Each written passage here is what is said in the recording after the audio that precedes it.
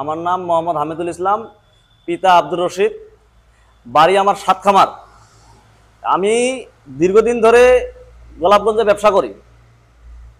একদিন হঠাৎ করে আমার সাথে এনামুলের সাথে পরিচয় হয়, আমার দোকানে গাড়ি ঠিক করতে যায় মোটরসাইকেল, এই মর্মে ওনার সাথে পরিচয় হয়। আর আমাদের ওইখানে একটা নতুন প্রাইমারি স্কুল হয়েছে, উনি নাকি স্কুলটা জাতীয়করণ করবে, এই মর্মে উনি যায়। ওখানে আমার বাসা পাশাপাশি, ওই মর্মে আমার সাথে পরিচিত হয়।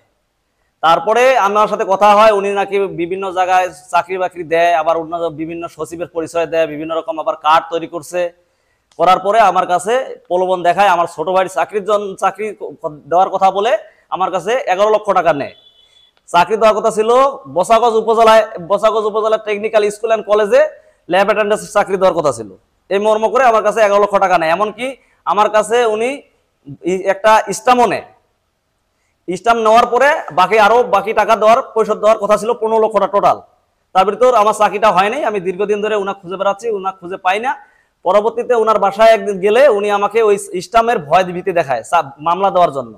তারপরে আমি আবার উনাকে মোবাইলে আবার আমার গালাগালি একটু করছিলাম। পরবর্তী উনি কি করছে, আমার নামে ওই স্টাম্প দিয়ে আমার নামে কোর্ট থেকে উকিল নোটিশ পাঠাইছে। আমার কাছে উনি 19,50,000 টাকা পায়।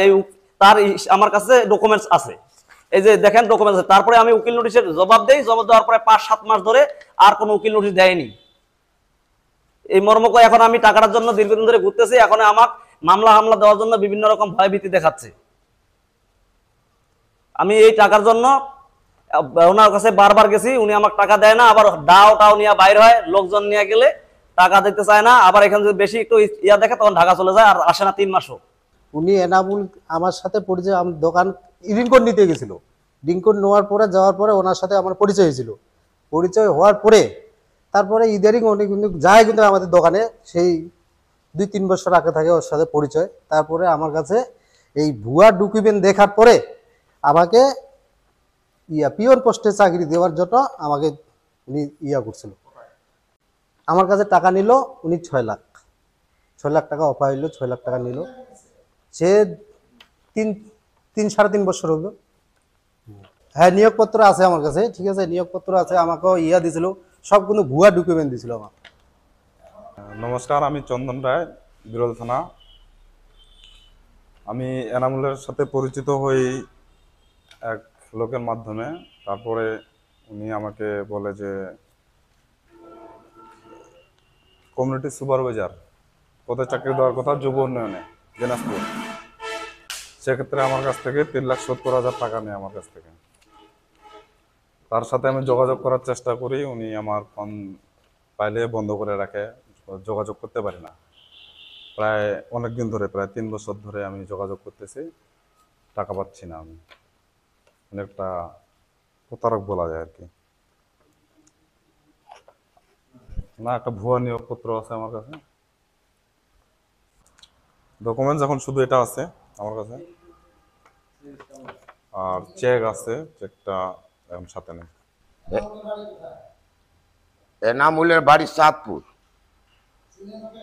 হ্যাঁ, দেখি চিনছি, ওই একসাথেই থাকতাম ওই দোকানে, ভাগিনার দোকানে, ওখানেই আর কি। ওই সাধন স্বাধীন। আর বাড়ি হলো কৈগুড়ি, ঠিক আছে। 5 লাখ টাকা দিছি, শান্তির হোটেলে মিষ্টির কার্টনে সাজিয়ে দিছি। নিয়োগপত্রে যা দিছি এই। আমার নাম হচ্ছে হাবিবুর রহমান। আর আমার কাছে আমার ভাইয়ের কাছ থেকে আমার চাকরির জন্য 22 লাখ টাকা 11 লাখ টাকা নেয় এই এনামুল। আমরা নির্বাচন অফিসে কম্পিউটার পদে আর কি, ডাটা এন্ট্রি পদে। তো টাকা নিয়ে এরপরে আমাদেরকে ঢাকায় নিয়ে যায়। ভুয়া অফিসে ভাইবা দেওয়ায় এবং নিয়োগপত্র দেয়। নিয়োগপত্র দেওয়ার পরে আসি বলে কিছুদিন পরে তোমার অনলাইন হয়ে যাবে, চাকরি হয়ে যাবে। তো তখন কোনো খোঁজখবর নাই। তাও আমরা টাকা চাইতে গেলে আমাদেরকে হুমকি দেয়, টাকা দেয় না, কিসের টাকা দিব। এবং আমাদের আমাদের ভুয়া নিউজ করছে এই এনামুল। আর বীরগঞ্জ খানসামায়, আপনার পলাশবাড়ি, নাগরগঞ্জে অনেক মানুষের কাছ থেকে এইভাবে টাকা হাতে নিছে এই এনামুল প্রতারক।